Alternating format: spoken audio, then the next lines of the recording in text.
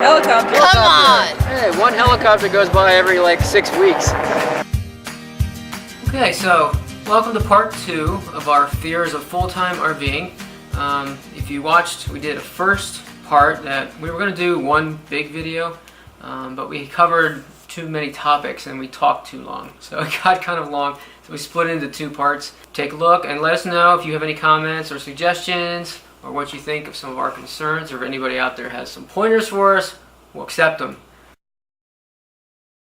All right. So one of my concerns, as the little woman who does the laundry in the household, is laundry, because in getting a shorter RV, of course, we didn't get laundry in it, and with 5 people, it would be nice to have a washer dryer in the RV. But we know we've done a month without it, and you know, we add up the laundry and then we go to a laundromat. But it's still kind of a little stressful, like, you know, that we're going to have all this laundry piled up, and then we always, you know, periodically, I mean, probably like once every at least week or 2, we should get to a laundromat or something. But we've watched a lot of videos on that too, and one of the things to do with laundry is you can find campgrounds that have laundry. Like state parks usually don't. Florida state parks do. Yeah, some of them do. I think Mississippi state parks we've stayed in have had washer dryers. So that's really nice. But the private campgrounds, the KOAs and those type of things, those would have washer dryers. So that may be our plan, that if we've gone 2 weeks without doing laundry, and you're seeing us wearing the same clothing in videos and it's a little dirty and grungy, just don't mind. I mean, I need to plan a stay at a private campground that has a laundromat. Yeah, so we may take a stay for a night or 2 at a campground just to be able to do laundry or something like that. But the laundry worries me a little bit. But if we've in the past we've found driven into town or wherever, found a laundromat. Yeah. Take the laptop along, get some work done. Yeah. While you're waiting. There's another channel that we really love called Long Honeymoon, and they're a couple that's been going around the country for a while, and they have a really good one. They just put this up in July, and it was called Surviving RV Laundry Day, and that'll be me. We'll probably be doing that video in a little while. Something very a whole day like to laundry. RV Laundry Day. It's going to be an all-day affair. And they make there's little like portable hand wash wringer type things that you can get to do laundry kind of in between. It's just you can fit like the kids 6 shirts and 2 pairs of jeans or 2 pairs of pants, and basically it's a tub. You put soap in it, water, and just kind of stir it around the with the thing, old-fashioned way, and then you spin it dry with clean water, and you have to hang stuff out then. But if there's one of those I'm fine with the wine, because we have 3 kids, right?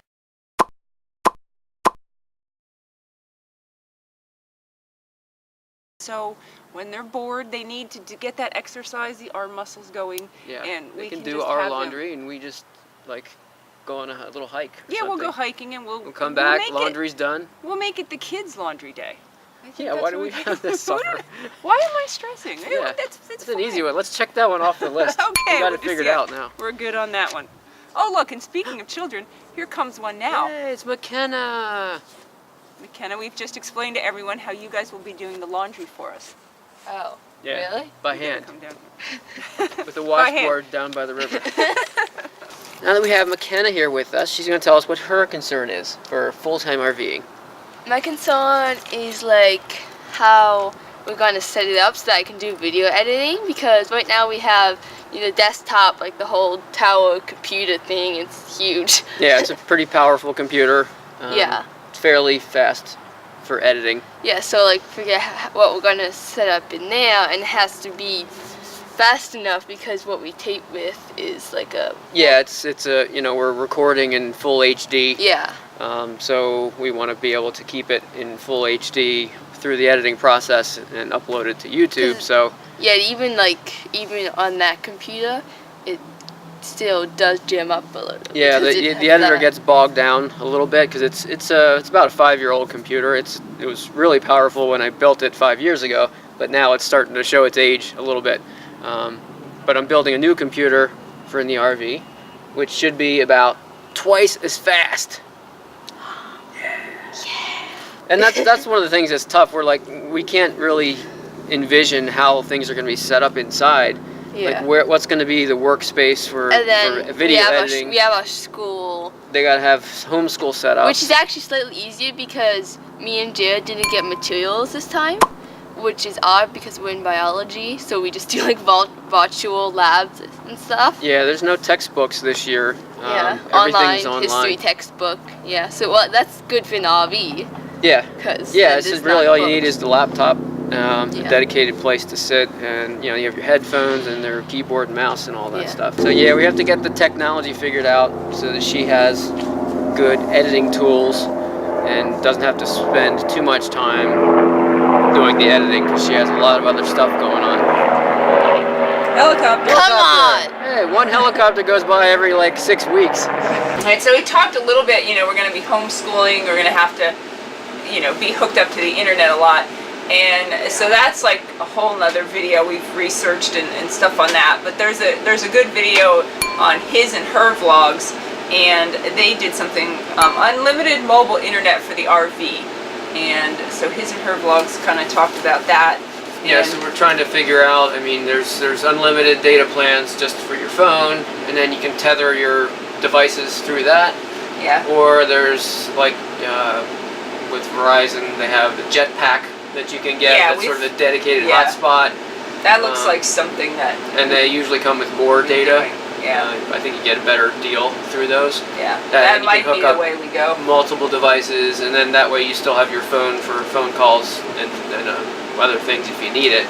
Yeah. So I think that's probably what we'll do. We just have to do a little bit more research for our specific carrier and usage, make sure we're getting enough data. Yeah, and that's the thing. Yeah, that's going to be learned as we go, because if we find out, like, oh my goodness, we don't have enough with all our internet stuff, then maybe we don't need to. Yeah.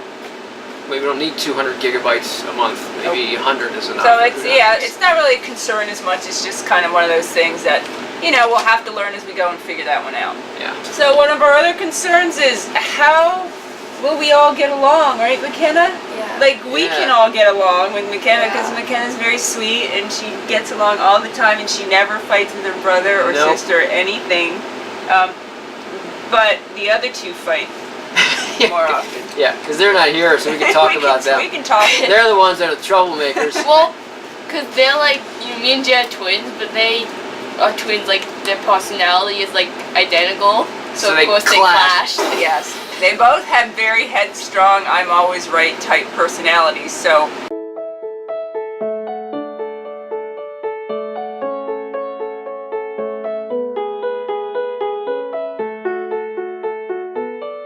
We have lived all together in the RV for a month at a time, for 3 weeks at a time, and we've gotten along fine. No more yelling or drama than when we're in the house. Because at home, even in the big house, we always eat together. We always spend evenings together. We're always together, so it's not really going to be that different. Yeah, because all of our school desks are next to each other. And no one has a tendency in our house, really. No one like goes to their room. I mean, the twins are 16, but they don't, our kids just have never been like, go close themselves up in their room. Well, yeah, I can't. I share a room with Alex. Yeah. She shared, but even Jarod, he's got his own room, and the twins never go in their rooms and just kind of, hide out in there and argue. Even when we ask them to, they don't do it. We can't get rid of them. It's like, please, just go to your room. For an hour. Just kidding. It just doesn't work that way. Plus, when we're at like state parks or really nice campgrounds or whatever, there's always the great outdoors. If people feel claustrophobic and are just have to get out, go for a walk outside, take the dogs for a walk or something, and kind of get away. Yeah. So I think that would probably actually be better because you do like at home, especially if it's like wintertime and it's like snowy and freezing outside, you're kind of stuck in the house with your family. Well, especially the one thing we really dislike about the specific place we live right now, you can't just hop on your bike and go biking along like a back road because there's a lot of traffic on our road right here. And you can't just hop on a bike and go. Even walking, you can only go on this real small road. It's about 500 feet. So, but along the lines of getting along with people, one of the things is like community. Like what are we going to do? It's just the 5 of us, And you know, we won't be around our church family or our, you know, our regular family or anything to just visit and do things. So you know, I guess a concern would be about, you know, the community and making friends and having those relationships. Yeah, we're going to be meeting tons of new people. We just have to, it's just a matter of, you know, seeking them out, and it's a change for us because we're not, you know, when you live in one place, you don't, you kind of stick within your group. Yeah. But I think it's going to be really neat, even just right now through the YouTube channel, we're meeting new people. Which is really fun. And once we're traveling, that's really going to, even more that we meet. Really looking forward to that piece of it. And we did find out a lot from Trent and Siobhan, who they actually visited us here. Nice to meet you. Nice to meet you. Awesome. We can watch that video. We had a lot of fun. And they full-time RV with 5 boys, so you know that's exciting. You got to go check them out if you don't know. But they do a lot with community, and they told us a lot about, you know, friends that they've met and community events that full-time RVers get together at different places and things like that. So they opened our eyes to the fact that there is like a community of full-time RVers out there. So we've been researching that, and it does look like that's going to be a real neat part of it. And we hope to get involved with other RVers and become friends and do that kind of, I think, you know, in the beginning even, because, you know, just the 5 of us all the time, I mean, we love each other and we do get along quite well. But, but it'd be nice to have other friends and things like that. So one of the final things that is a concern, you know, something we have to worry about, and we haven't really addressed it too much yet, is our budget for when we full-time travel and our finances. And we probably need to do that sometime real soon. Well, we've formally we've talked a lot about it, like, you know, how we're gonna, you know, reduce this expense and how we're gonna make sure we don't, you know, overspend on other things. As far as flat out, like, this is what we expect to spend a month in gas, and this is what we expect to, you know, what we think we can do for food and that kind of stuff. We haven't really sat down and done that, and I feel guilty because I did watch. We found an RV family. It's a couple. I think they're empty nesters. Dan and Jen Nevada, and they are like in the same spot we are. They are currently downsizing. They didn't even start yet. They're getting a new base star like we have, so you know they're gonna have the same RV, but I think they're waiting on the RV to come in, and then they are trying to downsize, sell their house right now. I believe that's the stage, just like us. And they've already sat down and gone through their finance, and they have their budget figured out. So we are behind, you know, where we should be, because I'm gonna follow them and see where they're at and go, okay, because they're also further ahead in us than in cleaning out their house. So I need to step it up on cleaning out the house. So we're gonna sit down in the next day or two and figure out our budget. Yeah, because we promise we will. Yeah, because Dan and Jen have done that already, and you're ahead of us. But we're not gonna wait until you're done clearing out the basement.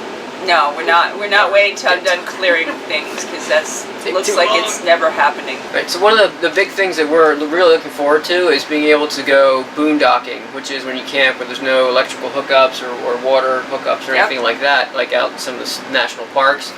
But along with that comes the concern of how are we going to manage water conservation, because you only have a 70-gallon fresh tank. That's the water you have for washing dishes and things like that. Drinking water, we usually get the gallons of spring water at the store.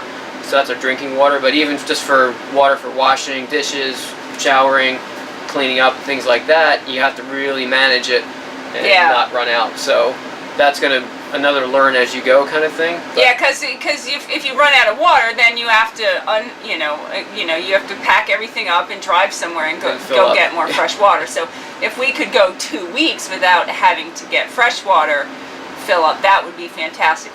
So we'll see with 3 kids that aren't exactly water conservationists. You know, but I mean, for all of us, it'll be a change. There is a lot of information out there, though. Luckily, with some of the other full-time RVers, Driving and Vibin', I just watched a video of theirs, and they had some good tips and talked a little bit about water conservation. One channel that I didn't mention that I just found in the last few days that has gotten some good information for us is Jarod Gillis, and their family has been on the road for like 1.5 years. and they also started a channel called All About RVs. Yeah, So that's I've good. been on there a lot too, so I kind of want to just shout them out there too, because we've been getting a lot of information from them. But Yeah. so these are just some of our concerns.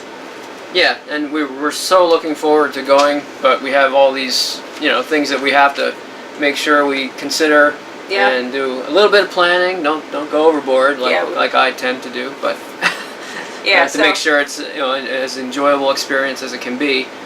And we it's just, really exciting because it's getting close, and watching all these other channels, these full-time RVers, is just, you know, it's great motivation. It's just, there's so much we're looking forward to, and we know that there's going to be problems and stuff, you know, just like you have with a regular house. There's Yeah. always, that's life, right? Always stuff, So just whether you're different living in a things. house or in an RV, and so we're just really looking forward to it. yeah, so you can follow along with us. We're going to be keep giving updates on the planning that we're doing and the Yeah. cleaning out progress. and Just a few more everything weeks. else. And, yep, won't be long. About 6 weeks, and then we'll be on our way.